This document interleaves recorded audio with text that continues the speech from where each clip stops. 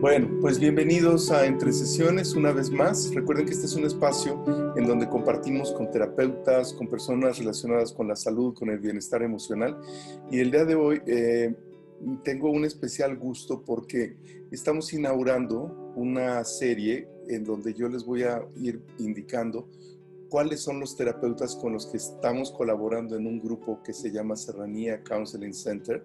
Y el día de hoy tenemos a Laura Calderón de la Barca, que es un pilar de esta nueva institución que están haciendo. Laura, bienvenida. Muchísimas gracias, Jorge. Bueno, un gusto estar aquí contigo el día de hoy. Muchas gracias. Bueno, para ir conociendo un poquito de Laura, les voy a comentar que ella es terapeuta intuitiva integral. Tiene una maestría, es Laura Calderón de la Barca, por supuesto, les había comentado. Es doctora en Ciencias Sociales, Complejidad e Interdisciplinariedad. Sabía que se me iba a atorar, lo sabía. Todo el mundo, a mí también. Como les había comentado, es terapeuta intuitiva integral, tiene una maestría en lingüística aplicada, es especialista en trauma y manejo de enojo, realiza trabajo somático y de movimiento, también en trauma colectivo. Tiene 9 libros de texto publicado, uno sobre sanación colectiva, y está preparando uno del cual vamos a hablar también sobre el tema de trauma colectivo y recursos básicos para sanar. Laura, pues un verdadero lujo tenerte aquí y como les comentaba al principio, es un grupo de 8 terapeutas que nos hemos embarcado en esta aventura de ayudar a la gente en la salud emocional, en la salud mental, desde diferentes alternativas. Y Laura, como ya habrán visto, tiene unas credenciales del tamaño del mundo. Empecemos por algo muy simple, Laura, tal vez. Hay un mito, el del rey pescador, donde lo que hiere al rey le ayuda a sanar al reino. Y es una metáfora en donde los terapeutas partimos de una herida que es muy profunda y muy personal, muchas veces inconsciente, pero que cuando la trabajamos nos ayuda a saber que esta vocación de servicio es lo que queremos hacer. Entonces, en tu caso, ¿cuál fue esta herida primordial? Pues Permíteme un primero, segundito, Laura. sí, Es que adelante. traigo un ruidajero acá. Déjame. Te No voy a te volver a hacer preocupes. la pregunta. Sí, adelante. Así.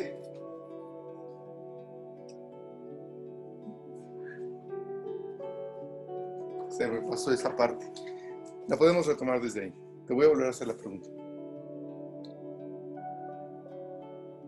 Ok. Laura, en tu caso, ¿cuál es esta herida primordial que te lleva a esta profesión de servicio?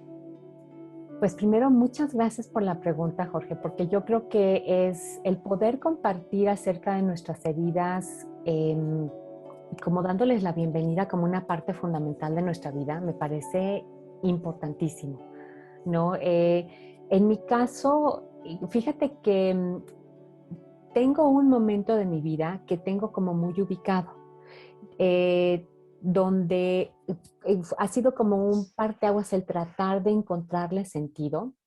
Y es esto, estaba en la escuela en la que yo iba en aquella época, una escuela, un colegio bilingüe, ¿no? Pues de clase media alta, etcétera. Y iba yo llegando a la escuela con mi mochilita, tenía 8 años más o menos, y de repente a la hora de entrar, junto a la puerta de entrada, había un chavito, un poco más alto que yo, blanco, y se me acerca y en la oreja me dice, negra. El impacto que eso tuvo en mí, Jorge, fue fuertísimo. Yo seguí caminando como si no hubiera pasado nada. Por dentro me sentía como si me hubieran vaciado por dentro. Horrible. Pero no sentía que en el entorno en el que estaba yo no podía darme el lujo de llorar. Yo no podía darme el lujo de mostrar cuánto me había impactado eso. Entonces, ni para adentro ni para afuera tenía yo recursos. Entonces, en mi cabecita tratando de controlar, etcétera, ¿no? Entonces, llegué, ya me acuerdo bien, llegué al salón, me recuerdo como metida en mi libro, como muy metida ahí, tratando como de que nadie se me acercara y para que no me fuera a reventar ese dolor tan brutal, ¿no? Y después, yo de lo que me di cuenta es que había ahí en mí una incapacidad de responder frente a eso desde un lugar de autovaloración, de amor a mí misma y con una vergüenza brutal el sentir que yo no podía compartir esto con nadie. De hecho, por muchísimos años yo no compartí que me pasó eso, ¿no?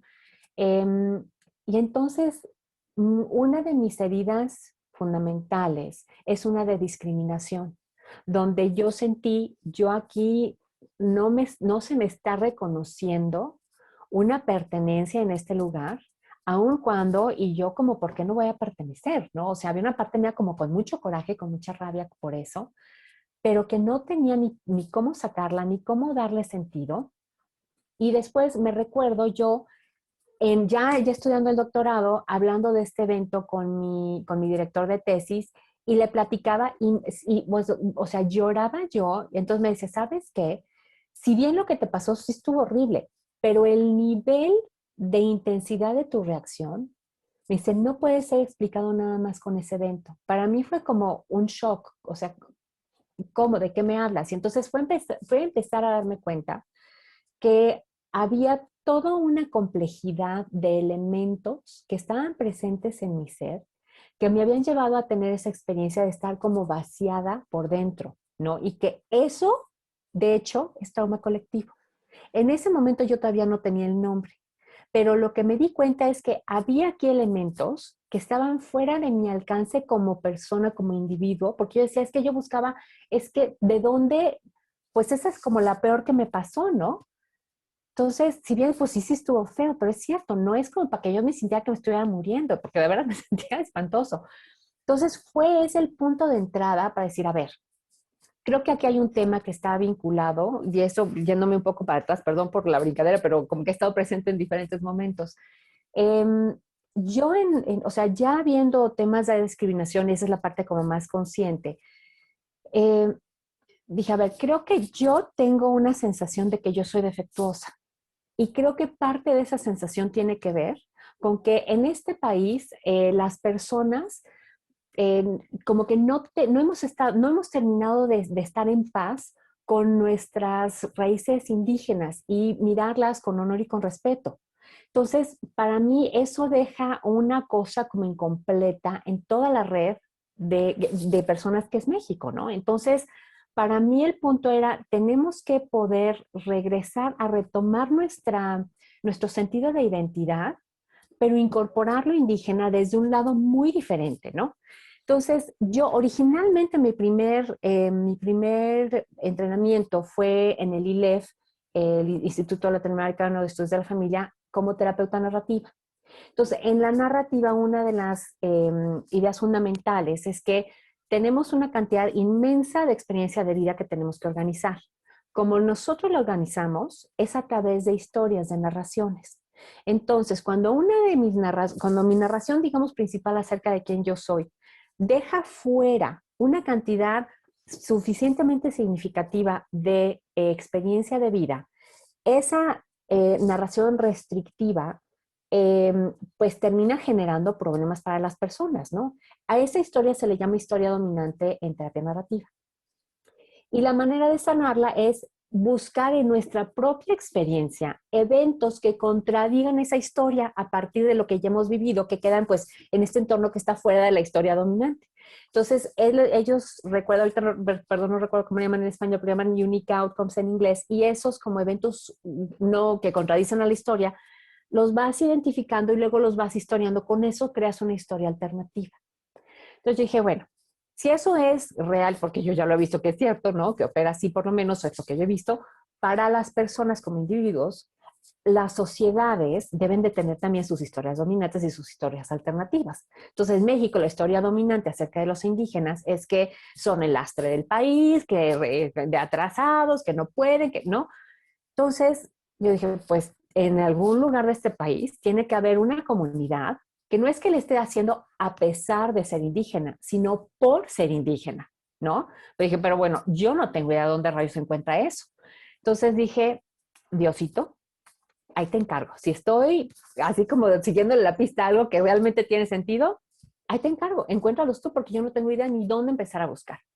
¿Y a Pues dónde te llevó? ¿A dónde te a llevó la esta semana, búsqueda? fíjate que a la semana a Oaxaca, A Oaxaca. a la semana de esto, escucho yo en el radio una entrevista que estaba haciendo en aquella época Gutiérrez Vivó con un hombre, don Perfecto Mecinas, que en aquel momento era la cabeza del mancomún de una institución que se llama Pueblos Mancomunados de la Sierra Norte de Oaxaca. Y entonces lo primero que me entero es que estas personas tienen, desde antes de la llegada de los españoles, colaborando entre ellos, eran originalmente tres comunidades, ahorita ya son 8 o 7 más bien, y ellos tienen un proyecto de ecoturismo, un proyecto de embotellamiento de aguas, un proyecto de deshidratación de frutas y verduras, venden truchas, o sea, tienen como toda una serie de emprendimientos que les han permitido salir adelante, todos basados como en sus estructuras comunitarias y pues realmente muy exitosos, la verdad, ¿no? Además, no tenían en ese momento broncas políticas, no se estaban matando por tierras, no estaban teniendo broncas religiosas, unos descansan el sábado, otros descansan el domingo porque son adventistas católicos y agnósticos, entonces, pero todos van a la fiesta del pueblo, ¿no? Entonces, pues yo dije, wow, o sea, estas son las personas con las que necesito trabajar. Total, los contacté, les presenté el proyecto, ¿no? De una colaboración entre ellos y yo para, pues, poder ver qué es lo que hay de valioso, que yo pudiera aprender qué es lo que hay de valioso en una comunidad indígena, no porque cuestionara yo que hubiera un valor, sino porque yo lo desconocía, ¿no? Y que entonces a cambio podemos hacer unos talleres que fueran para el beneficio de ellos también. Total, que estuvieron de acuerdo, con 4 de las comunidades me pude poner de acuerdo y entonces llevamos a cabo 4 talleres, invité a varios terapeutas a que me acompañaran para que fuéramos juntos a hacer esto y fue, bueno, una súper aventura, ¿no? Y eso fue estando yo me fui a Australia a hacer el doctorado porque allá hay una persona que estudió teorías del caos y la complejidad y que él emplea pues para la exploración de fenómenos sociales muy complejos, ¿no? Entonces fue con él que yo fui a hacer el doctorado, y entonces iba de Sydney para acá, a la Ciudad de México, luego a Oaxaca, luego a la Sierra, luego a Oaxaca, entonces total que andaba yo ahí para arriba y para abajo, pero fue una aventura increíble y me transformó la vida, me transformó también la comprensión de lo que me había pasado, ¿no? Empecé a entender eh, que el tema no era nada más un tema de discriminación, que yo era lo que pensaba que era el problema, ¿no? Entendí que eso es un síntoma, ¿no? Y le agradezco infinitamente a la doctora Flora Aurón, que fue mi maestra en el ILEV, después nos volvimos amigas, y me acompañó hasta Oaxaca, Jorge. Se fue allá a la sierra conmigo y estando allá, ya conociendo las personas, porque yo asumí que una vez que hiciéramos los talleres sobre discriminación y sobre identidad, yo ya me iba a terminar sintiéndome bien y no, yo me sentía igual de defectuosa. Yo dije, Dios mío, ¿qué es esto? Gran fracaso, oh por Dios, qué horror, me siento peor. Total, hablé con ella y me dijo, ¿sabes qué? Después de escucharme y de escuchar acerca de mi vida, me dijo, no, a ver, platícame de tus papás y platícame de tus abuelos, ¿no? Entonces le dije, no, pues mis padres fueron los dos pues súper luchones, salieron adelante y pues tuvieron en parte que hacerlo porque mis abuelas fueron madres solteras en aquella época y pues, o sea, ellos ni siquiera conocieron al papá, ¿no? Ninguno de los dos, ni mi papá ni mi mamá. Me dijo, ya sé, tú lo que tienes, me dijo, se llama vergüenza y de entrada hay una buena parte que ni siquiera es tuya, ¿no? Entonces para mí fue así como, oh, wow, ¿cómo, no? O sea, sentí que se me resbalaba la piedra del pipila que traía cargando en la espalda, ¿no? Y fue, Jorge, como volver a nacer, descubrir que esa sensación de defecto personal no es la realidad. Se llama vergüenza tóxica en particular, creo yo, porque creo que hay diferentes tipos, y que además tenía una dimensión transgeneracional. De repente, como que toda mi vida empezó a tener sentido, ¿no? Y a partir de ahí fue esta exploración de decir, claro, entonces ese día que me pasó esto con este chico en la escuela, parte de lo que resonó en mí no fue nada más lo que una niñita de 8 años vivió, fue toda la brutalidad de la discriminación y el terror y la vergüenza que todo eso ha gestado a lo largo de los siglos, ¿no? En los cuerpos nuestros que se terminan pasando, ahora sé, de manera epigenética de una generación a otra. Entonces, eso para mí fue, o sea, me marcó profundamente. Cuando vi la diferencia que hizo que empezar a comprender eso y emprender ese camino de sanación hecho para mí, Jorge, o sea, hubo otros momentos donde yo me tenía que presentar frente bueno, a grupitos, una vez con 8 personas, me quedé en blanco, mi mente se fue, no podía ni hablar, ¿no? del miedo a la vergüenza, del miedo a regarla, era tan intenso que de veras se volvía incapacitante, ¿no?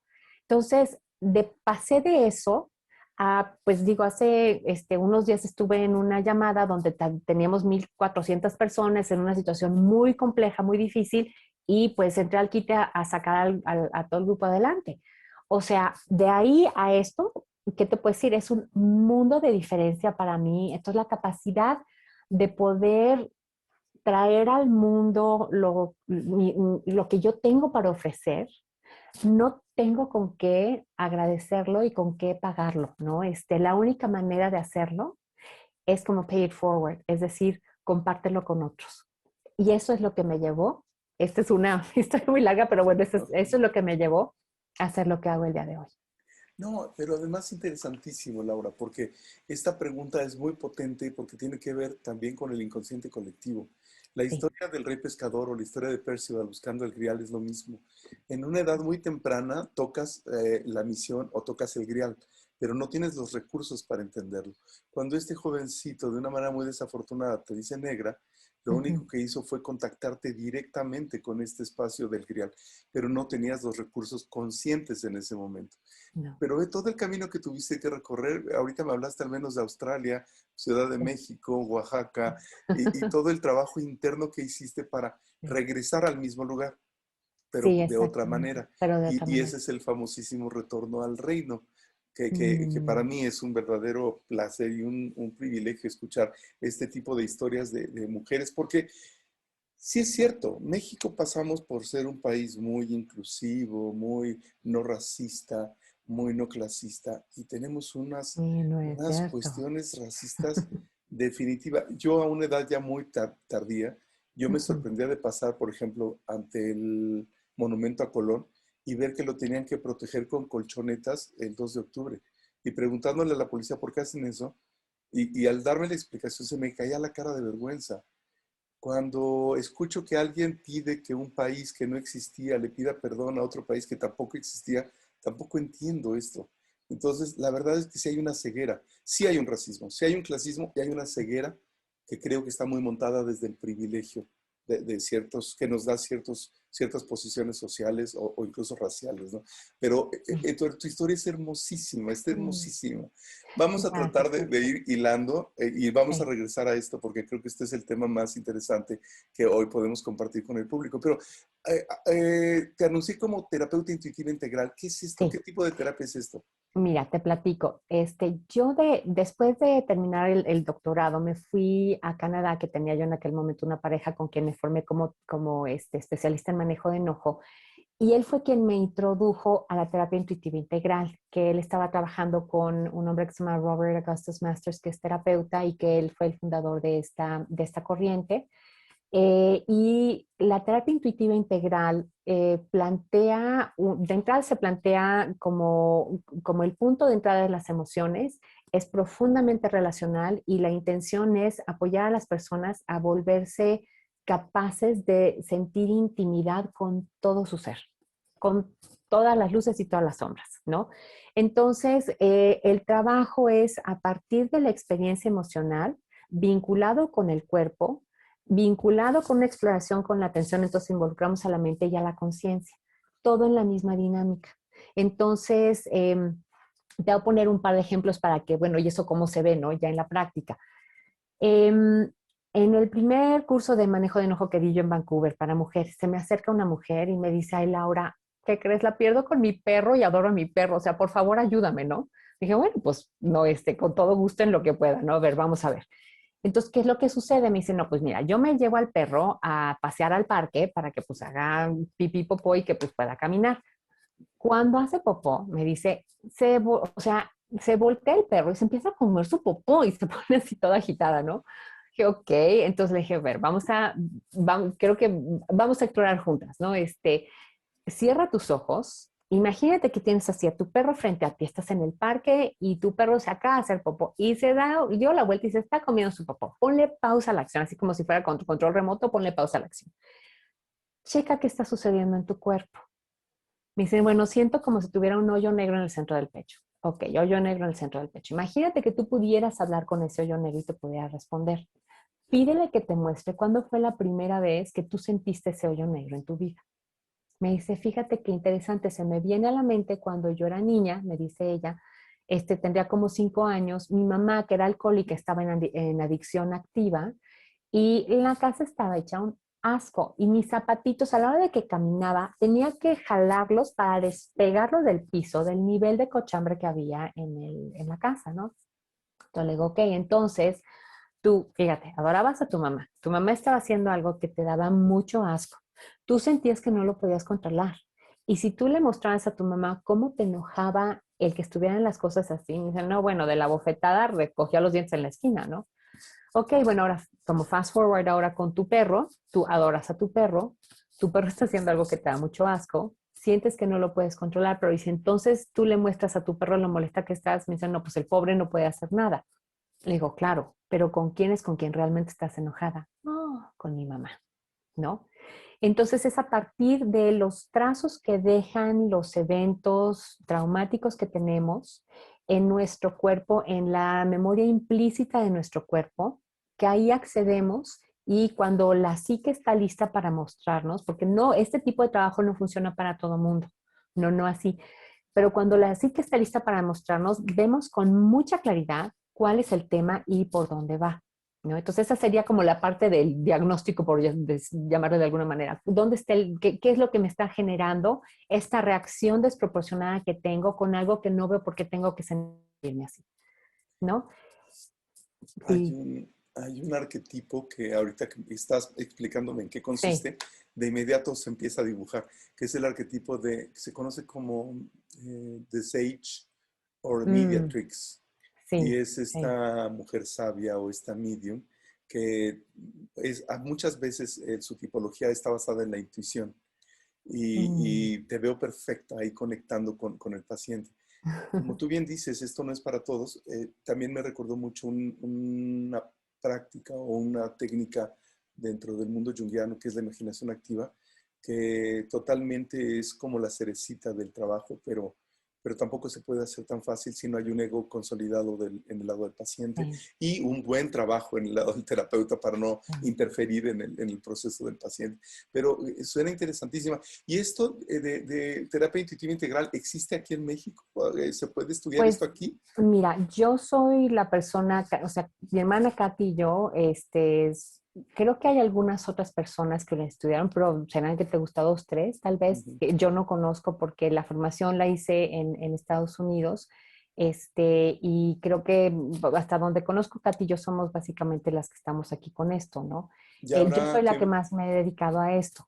habrá Y que ver después cómo sacarles ese conocimiento y convertirlo en un sí, no, taller. pues de hecho, esa es la intención, nada más que como que me había faltado del equipo, así que esa es una de las propuestas que le traigo a Katy y al equipo, ¿no? El poder crear una formación para esto, porque también Robert, de hecho, hasta donde sé, no sé si eso ya haya cambiado, pero yo dejé el trabajo con él en el 2016 y hasta ese momento solamente había hecho una formación para maestros de su método, que eligió a 6 personas y tuve la inmensa fortuna de ser una de las personas que la eligió. Entonces, yo tengo la formación para ser formadora de este método también, ¿no? Perfecto, Entonces, con todo gusto, pues, lo echamos a andar pronto, Jorge. Así que, muy pues, a bien. quien le interese que estemos pendientes, entonces.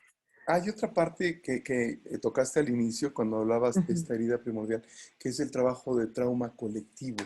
¿En qué Sí, consiste? Porque a lo mejor la gente está más familiarizada con el trauma individual, pero el trauma sí. colectivo, ¿a qué se refiere? Fíjate que es un trabajo complejísimo y no hay una sola manera de abordarlo por lo siguiente. El trauma colectivo tiene como, te diría yo, dos dimensiones principales. Una es sería en sí mismo el trauma colectivo, que es lo que se va a requerir para sanar de las heridas que se gestan en un grupo humano cuando nosotros tenemos un impacto que, eh, que desarticula y desorganiza los sistemas que hemos creado para sostener nuestra vida, ¿sí? Entonces, ¿De qué estamos hablando? Estamos hablando de terremotos, estamos hablando de inundaciones, de incendios así gigantescos, o sea, de todo aquello que le da en la torre a los sistemas que ya hemos creado. Y si vemos ahorita, por ejemplo, con el COVID, digo, justamente ese es un ejemplo de trauma colectivo que creo que le ha abierto la puerta a este trabajo mucho, porque en este momento creo que para todo mundo queda claro que hay situaciones como esta donde el sistema educativo, el sistema de salud, el sistema de transporte, el sistema económico, o sea, todo lo que ha estado sosteniendo nuestra vida por pues, muchísimos años, de repente se tambalea, se desarticula, ya no funciona o no funciona igual. Y de golpe tenemos que ajustar nuestra vida de formas muy significativas que también nos impactan, aun cuando, por ejemplo, en mi caso, yo no he tenido COVID, gracias a Dios, todavía espero que no me dé antes de que me toque vacunarme, ¿no? No te toque. Pero, que no me toque, pero tuve que hacer muchos cambios, restringí mis viajes, no estoy saliendo, veo muy pocas personas, ¿no? Ya no veo gente en el consultorio, porque vivo con mi madre que tiene 80 años y pues no la voy a arriesgar, ¿no? Entonces, pero digo, bendito sea Dios, en mi caso es muy leve y sin embargo siento el impacto. Entonces, el impacto del trauma colectivo se siente tanto en los sistemas y en los impedimentos que eso generan a las personas, como también en nuestro sentido de tener una organización social muy vasta que nos permite llevar a cabo nuestra vida y que entonces hay un como descansar de nuestro sistema nervioso en el confiar en eso. Esa confianza como muy fundamental, ahí se ve impactada y entonces mi base, que era mucho más amplia, de repente la veo restringida porque, híjole, ya no puedo esto, ya no puedo aquello. ¿No? Esa es una parte, digamos, como lo más obvio, lo más evidente, lo más leve.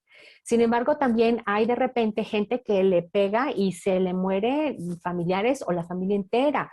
Gente que se queda sin trabajo y o sea, vamos, su sustento ya no está. Entonces son impactos muy fuertes sobre los que tenemos muy poco control individual. Ese es otro punto que es muy importante entender acerca del trauma colectivo.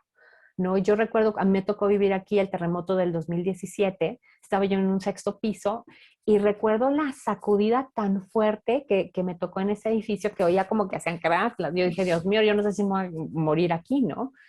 Y a la hora de poder salir, si bien en realidad lo único que tuve que hacer fue, afortunadamente el edificio no, o sea, estuvo bien dentro de todo, yo me acababa de mudar, saqué mis cosas, me regresé a donde estaba, que estaba en un segundo piso, pero por los siguientes 3 meses estuve sintiendo como oleadas de miedo, me venía llanto y yo afortunadamente, pues sabiendo todo esto, me di todo el chance del mundo, me conecté con gente cercana, busqué apoyo y ya a los 3 meses yo ya estaba del otro lado.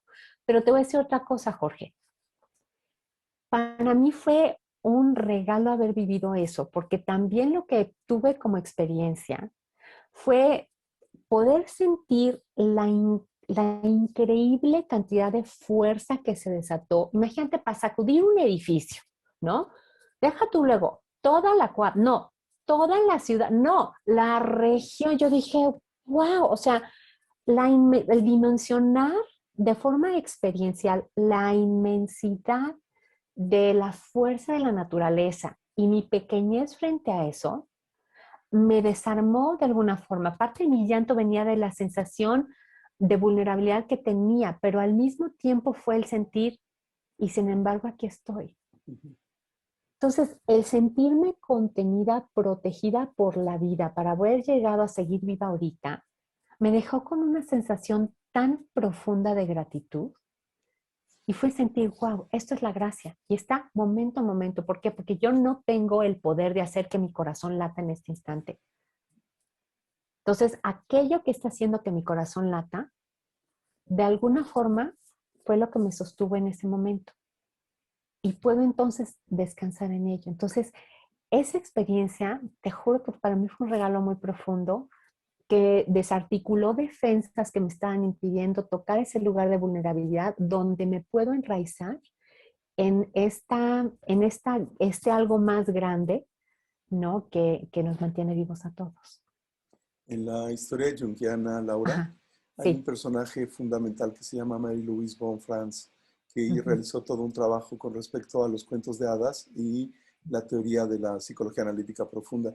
El día de ayer se presentó el primero de sus obras completas, y el terapeuta que presentó lanzó una pregunta que hoy creo que tú tienes una respuesta muchísimo más aterrizada en tu cuerpo desde tu conocimiento y desde tu experiencia, porque no es lo mismo solo estudiar trauma colectivo a experimentarlo, pero desde ese negra que tuviste en tu infancia hasta estas sacudidas que solo los que vivimos en México sabemos de qué se trata. A mí me tocaron los del 85 y los del 17. La pregunta era esta. Imagínate que esta mujer nace en la Primera Guerra Mundial.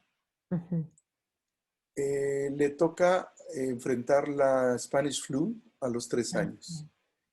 Luego le toca ver cómo la familia pierde todo su dinero en la Gran Depresión a los 15 años. Y más adelante, en los 20, le toca la Segunda Guerra Mundial. Entonces la pregunta era, ¿qué harían ustedes si en su vida los hubiera impactado este tipo de 4 eventos sociales tan importantes? Entonces, con todo esto que estudiaste, con esto que viviste, ¿qué haces? O sea, ¿cuál es este acercamiento que tienes ahora al trauma colectivo desde esta experiencia que has tenido? Fíjate qué hermosa pregunta. Para mí son dos cosas, Jorge. Uno es un enraizamiento vertical y uno es un enraizamiento horizontal.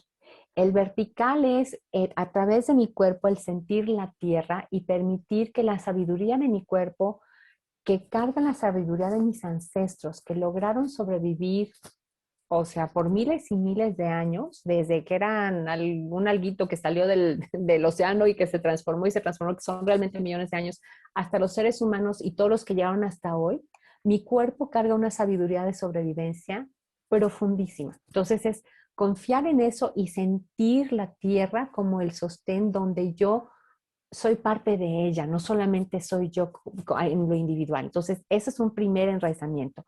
Un segundo enraizamiento es hacia la luz, que está, em, de la cual soy parte y de la cual soy una encarnación. Entonces, la espiritualidad para mí también es un recurso fundamental para poder atravesar por ese tipo de cosas, pero no donde yo pienso y me aprendo que dice que no, es donde voy a mi interior y es ahí donde encuentro una luz que está atravesando un fuego que quema y que duele y que es duro y que no está fácil, pero que llega a encontrar eso. Hay una luz, hay un lugar donde puede uno descansar en nuestro propio interior, en conexión con algo mucho más grande. Y la que para mí es mi favorita y donde yo siento que fluye mejor es a través de enraizamiento en el corazón humano unos con otros, Jorge. Cuando nos encontramos en nuestro dolor y nos tendemos la mano, para mí no hay cosa más hermosa y más que eleve más nuestra psique que el poder ofrecernos una mano cálida, compasiva cuando estamos adoloridos y cuando sentimos el amor de otro, cuando nosotros estamos así tumbados en la lona. De veras no hay cosa que nos redima más y que nos dé más fuerza para salir adelante y poder enfrentar la adversidad. Te escucho y sigo escuchando a este arquetipo de The Sage, y Mm. es muy emocionante porque hay otros 3 arquetipos muy relacionados con lo femenino, que son la madre, por supuesto. Ujú. Está la amazona o la guerrera, que por supuesto te has tenido que fajar y está la otra, la del acompañante o la de la exploradora, de Seeker. Mm. Mm. Y te escucho y escucho una paz y escucho una sabiduría desde este arquetipo que también abraza a los otros. Me habías hablado que en tu licenciatura hiciste una sesión de terapia para México. Sí, esa es la del doctorado. Fíjate Me llama que, la atención, sí, Laura, por esto. adelante. De las cosas que a mí más me sorprendieron en mi infancia era, tenía yo este pensamiento muy infantil de que en México todos éramos iguales. Entonces descubrir las diferencias para mí fue un shock brutal. Y luego yo creo que en la adolescencia me topo con este libro que el título me dejó helado, México con las venas abiertas, porque no, así me imaginaba México, de que éramos como algo en proceso y había demasiadas heridas por todos lados. Entonces, yo no sé, has estado en otros países, Canadá, estudiando, y lo cual te debió dar como la visión más local, Australia, Inglaterra. pero yo siento que México es un país particularmente complejo en su formación étnica, en su conformación geográfica, en sus climas, en sus sociedades. ¿Cómo puedes primero identificar qué es lo que hay que sanar y luego cómo haces una sesión para sanar a México?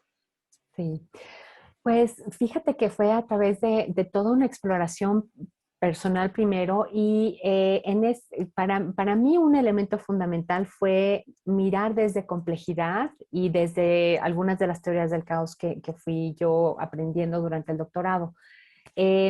La, una que para mí es fundamental es la teoría de fractales, ¿no? Un fractal, para quien no esté familiarizado con el término, digamos, la definición técnica es una estructura autosemejante con diferentes niveles diferentes escalas de manifestación.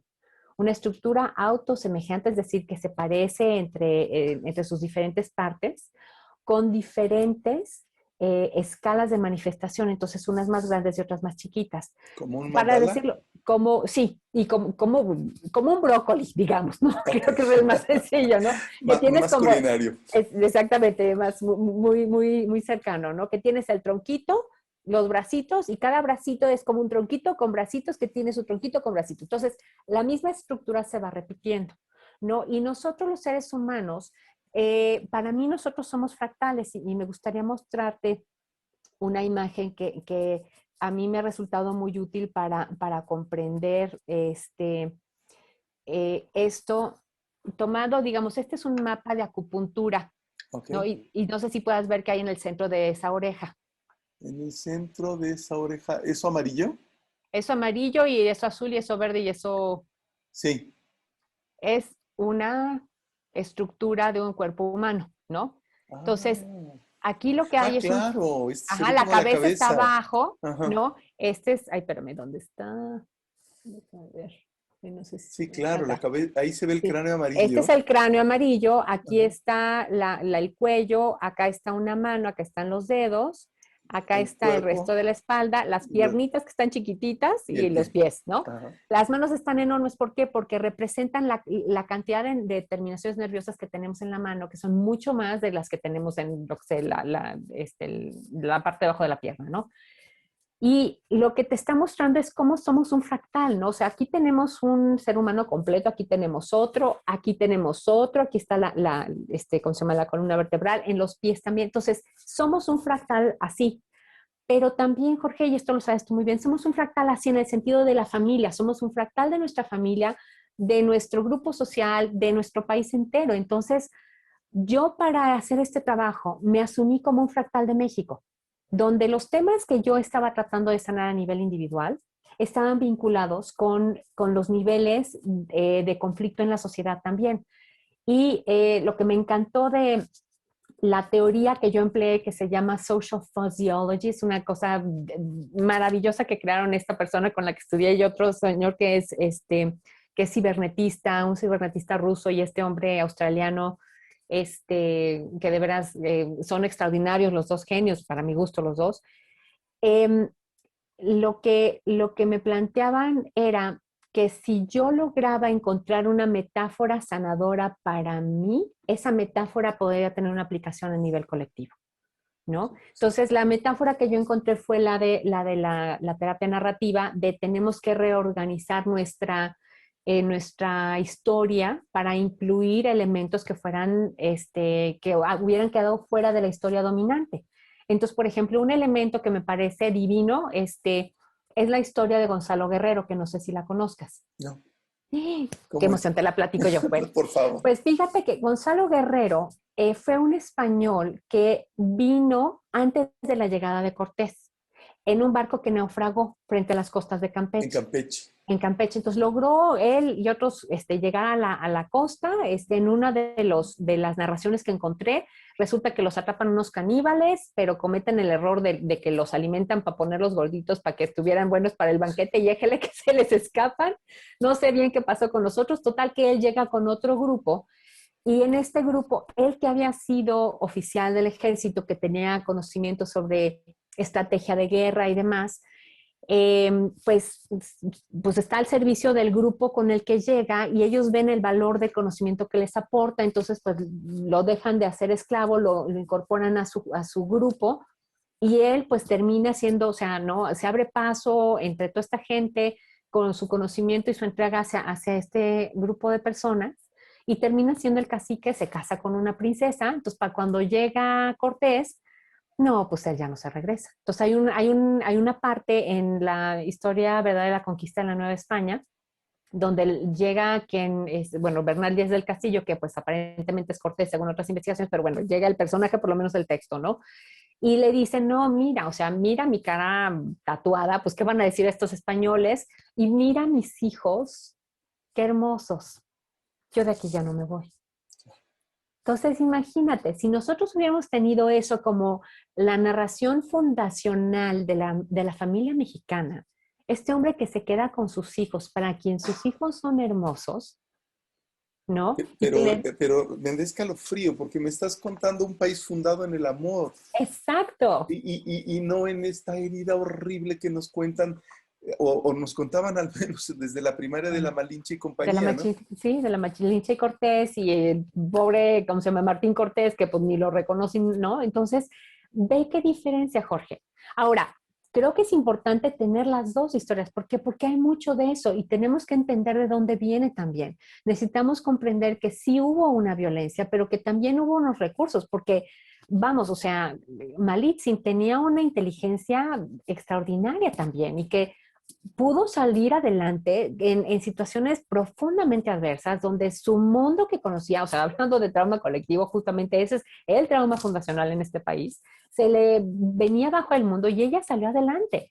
Entonces, eso hay que reconocérselo porque es un recurso importantísimo y que también hubo muchas heridas alrededor que necesitamos poder mirar. Pero si las miramos todos nada más como estuvo terrible y estuvo, qué cosa más espantosa, pues entonces lo que somos es terribles y espantosos.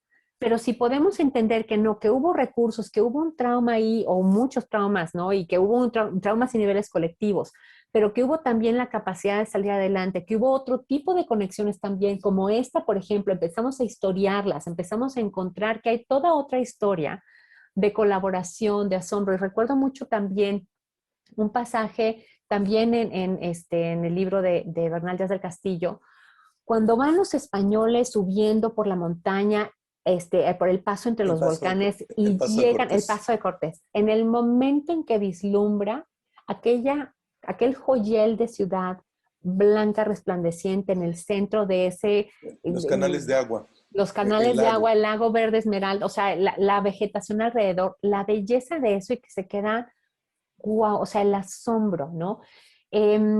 Hay una manera de mirar la memoria y el recuerdo, donde la memoria es como ya lo que se cristalizó y es como una estructura un poco estática, y el recuerdo como algo que mantiene la llama viva de lo que se vivió en el momento donde sucedieron las cosas. Si nos vamos al recuerdo que nos transmite quien sea que haya escrito ese texto, imagínate, Jorge, llegar y ver por primera vez esa maravilla de ciudad. O sea, lo que le sucede a uno en el cuerpo es conmovedor, es profundamente conmovedor y desde ahí podemos empezar a relacionarnos con México desde otro lado.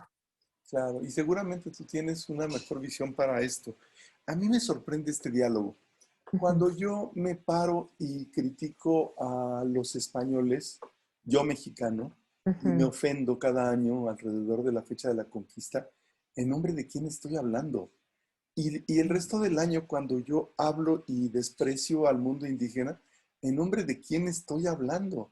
Porque gran parte de nuestra población, por supuesto que es mestiza. O Sí. sea, realmente es raro observar que alguien no sea mestizo en este país, pero, pero en nombre de quién estamos hablando, qué historia nos estamos contando, ¿no? Fíjate que para mí uno de los puntos cruciales ahí es el concebir nuestra identidad desde la complejidad. Ujú. No soy solamente española, no soy solamente indígena, no soy solamente mestiza. Tengo los tres elementos en mi ser y yo tengo que aprender a relacionarme con ellos desde una mirada compasiva y clara, ¿no? Porque digo, también había cosas bastante duras en el mundo indígena y hay cosas increíbles, ¿no? Que a mí me tocó vivir estando con la gente zapoteca de la Sierra Norte de Oaxaca, ¿no? Me enamoré de estar ahí y de muchas de las cosas hermosas que hay ahí, y también de muchas cosas que no me parecieron mucho, temas de machismo, por ejemplo, ¿no? Pero hay una profundidad de una raíz comunitaria que, híjole, ya quisiéramos en la ciudad, aunque sí la tenemos, creo que hay, o sea, el nivel de profundidad que tiene allá es otra cosa, ¿no?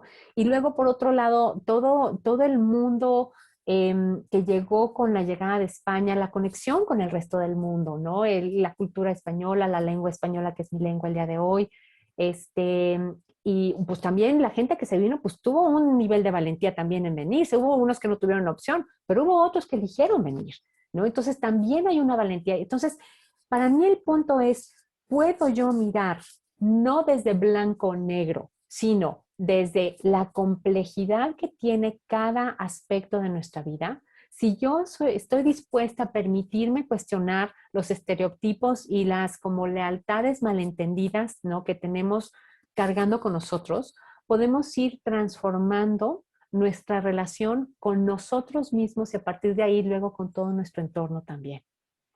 La gente que quiera leer esta tesis doctoral, ¿está disponible? Sí, sí, está disponible, la pueden encontrar en academia.edu. Está en inglés, se llama Bridges of Love, A Healing Journey for Mexican Identities, y pues ahí con todo gusto quien la quiera leer, ojear o descargar, ahí está disponible con todo gusto.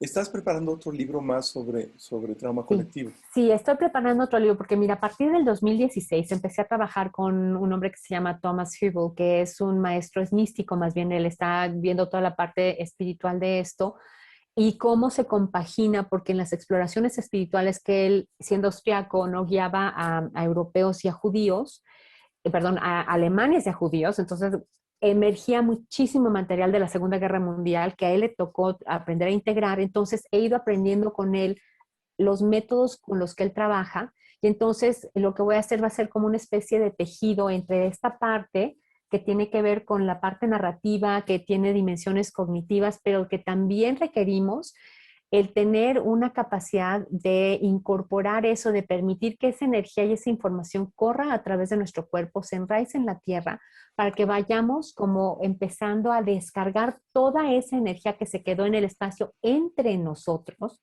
y que ahí sigue y que mientras no le descarguemos hacia nuestro interior y hacia la tierra y que nos podamos como relacionar entre nosotros con compasión, eso va a seguir ahí y se va a ir repitiendo una y otra vez, generación tras generación, como lo hemos estado viendo por lo menos en los últimos 2 siglos, alrededor de la segunda década del siglo, nos va como en feria, ¿no? Y pues mira cómo nos ha ido tan bien y creo que, digo, tal vez no ha estado tan terrible como fueron las primeras dos, pero ahí sigue vivo. Entonces nos toca a nosotros, sobre todo este año, Jorge, que viene, el 500 aniversario de la caída de México Tenochtitlan, el 13 de agosto.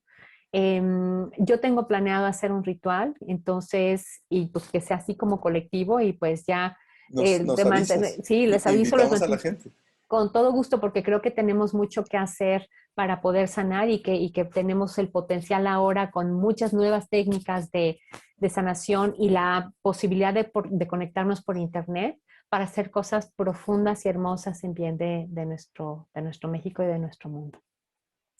En, en la preparación de este ritual que piensas hacer y todo, yo me imagino que una parte también que está ahí rondando y que no se va a quitar en mucho tiempo es el tema de la pandemia.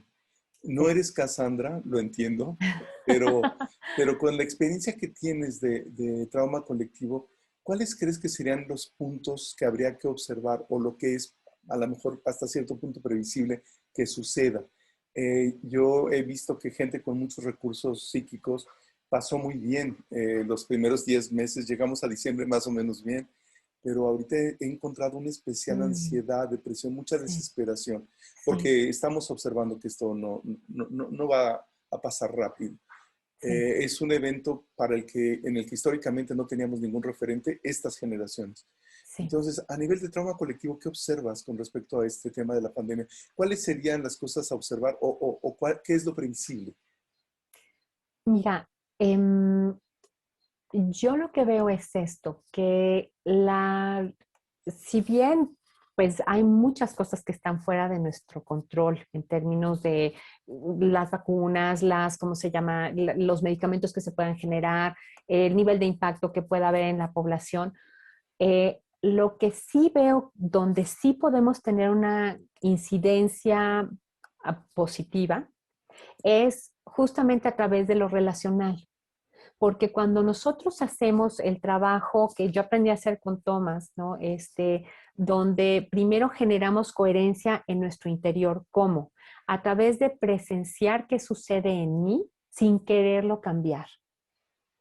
Con un nivel de aceptación muy profundo. De primero, ¿qué está pasando en mi cuerpo? ¿Dónde está la parte mía que siente un fluir de la vida, un espacio que se siente agradable, bien?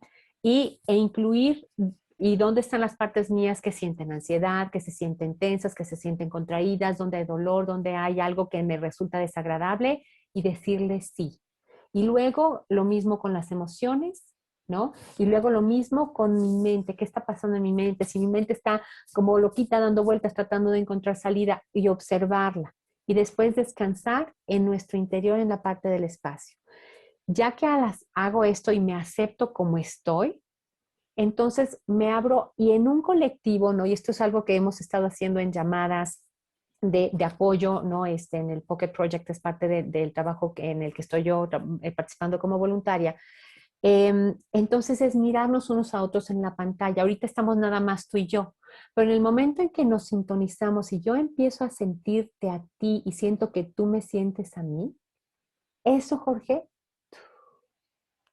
es más, y ahorita las personas que nos están viendo, si pueden sintonizarse en nuestra sintonización, ese sentirnos, ese sentir el cariño, ¿no? El que nos importamos mutuamente, y el que nos estamos ofreciendo un espacio mutuamente para estar como estemos. Y fíjate, yo ahorita ya me siento incluso más profundamente relajada, más asentada en mí, ¿no? Mi sensación de paz interior se expande. Y esto es algo que sí podemos hacer. Entonces, para mí lo previsible es que nos empecemos a dar cuenta con mayor claridad de este recurso y que lo empecemos a emplear a otros niveles, porque realmente cuando nos podemos conectar en grupo y podemos tener esta experiencia de sintonización colectiva, eso hace una diferencia enorme. Para poder facilitar un grupo así con temas de pandemia, sí se requiere un cierto entrenamiento, ¿no? Pero porque a veces la gente llega muy agitada, pero al poder hacer el apoyo para que alguien se asiente, todo el grupo se asienta. Entonces es como una onda, ¿no? En teoría del caos se llama un solitón, que es como la ola en el estadio, ¿no? Cuando va uno al fútbol, que ves que va pasando la ola por todos lados y que es un movimiento que empieza con una persona que dice, yo quiero hacer la ola, a ver tú, órale, vamos, tum, tum, tum, y de repente ¿no? Y toca a todo mundo. Así cuando una persona se empieza a sentar, eso le va tocando a todo el colectivo, ¿no? Entonces eso es una cosa que creo yo podríamos hacer, ¿no? Me Y que puede encantaría, hacer una enorme diferencia. Así que me pues te lo encantaría. propongo y nos organizamos. Si Va, te parece. hay mucho trabajo por delante. Laura, tres Perfecto. cosas antes de despedirnos. Una, Sí. si la gente se quiere contactar contigo para el trabajo que haces, ¿dónde te puede localizar? ¿Quieres compartir algún teléfono o el teléfono de Sí, ciudadanía claro que sí. o un mail? O, Sí. cómo te encuentran? Ahorita justo estoy cambiando mi página web y ya me acabo de enterar que tuve unos problemas, entonces prefiero darles otro correo que sé como que siempre está, que es doctora DRA, de doctora DRA Laura Calderón Terapia @gmail.com. Entonces, DRA Laura Calderón Terapia @gmail.com. Me pueden también contactar a través de WhatsApp. El número es el 55 47 31 83 10. Y también si tienes los números de serranía y los puedes poner, eso también estaría excelente. Esa es otra muy buena opción. Claro que sí. Les recuerdo que somos un colectivo de 8 terapeutas especializados en diferentes ramas, diferentes teorías y aportando el servicio y el amor. Y Sí. estos sonidos no pueden fallar. Ni el de los tamales, ni el del fierro viejo, ni los perros. Sí. Ok. Eh, Sí. El segundo tema, antes de despedirnos, es desde tu experiencia, desde lo que tú has vivido desde tu infancia, desde lo que has estudiado, desde lo que has experimentado ya como terapeuta. Para ti, ¿qué es el amor? Qué hermosa pregunta. Para mí el amor es aceptación del otro tal cual es y el tener el corazón dispuesto a explorar al lado del otro, tanto su luz como su sombra. Y también empezando por mí, ¿no? El poder aceptar que yo sea como soy con las cosas difíciles y dolorosas que hay y, y estar dispuesta a estar presente, a traer esa calidez que tiene la presencia. Hay algo que se va derritiendo en nuestro interior, ¿no? Y te comparto una experiencia que tuve hace muchos años que estaba visitando a una amiga mía después de haber hecho pues, mucho trabajo para generar amor en mí misma y todo esto, ¿no? Entonces estaba yo de visita, te digo, en casa de ella y entré así como corriendo al baño de visitas y de repente vi algo que se movió y volteo y era el espejo y era yo. Y cuando vi eso sonreí. ¡Ah! Y en ese momento, Jorge, bueno, se me llenaron los ojos de lágrimas y dije, así se siente el amor a uno mismo. Bueno, o sea, me inundó una ola de calidez, o sea, ay, de sentir, finalmente lo logré. Me quiero, no, me quiero a mí misma. Entonces fue una belleza de regalo ese momento. Qué hermosa experiencia. Y el tercer punto que quería pedirte, eh, ahora que estamos preparando el material para Serranía, hubo un punto en donde todos coincidimos que fue la manera de presentarse ante la gente. Yo te presenté desde tus credenciales y desde tus títulos, Mm, pero las palabras hay experiencias inefables, las palabras no mm, sirven para describir. Sin embargo, tu manejo del lenguaje es hermosísimo. A mí me mm, gustaría que cerráramos donde tú te presentes en tus palabras, en estas que compartes a partir de lo que está construyéndose como Serranía Counseling Center y que a todo mundo nos ha sacudido, porque creo que resume muy bien toda esta historia de esta niña que mm. se enfrenta a este comentario racista, tu trabajo a partir del manejo del enojo, esta terapia intuitiva, este asunto del trauma, pero qué manera más hermosa de presentarse. Eh, Ay, gracias, Jorge. ¿Quién eres tú, Laura? ¿Cómo te Muchísimas presentas tú? gracias. Pues se los comparto con todo gusto. Mi pasión por la integración del trauma colectivo comenzó con mi propia experiencia. Como mestiza mexicana, de piel morena y raíces mixtas, mitad indígena, mitad española, heredé una sensación de derrota que a través de un profundo y poderoso proceso de curación me reveló su carácter colectivo. Pasé de no poder hablar frente a 8 personas a poder hablar con miles, a marcar una diferencia profunda en la vida de los demás, tanto en mi país como en muchos otros, y apoyar a individuos, parejas, grupos y comunidades para encontrar un amor profundo dentro de sí mismas, transformarse y prosperar. Laura, muchísimas gracias por esta conversación y hay muchos planes por delante. Te mando un Gracias abrazo. a ti. Gracias a ti, Jorge. Un placer inmenso estar contigo el día de hoy y sí, muchas conversaciones por delante y muchísimas gracias a todos los que estuvieron el día de hoy con nosotros. Que tengan un hermoso día y estamos aquí a la orden.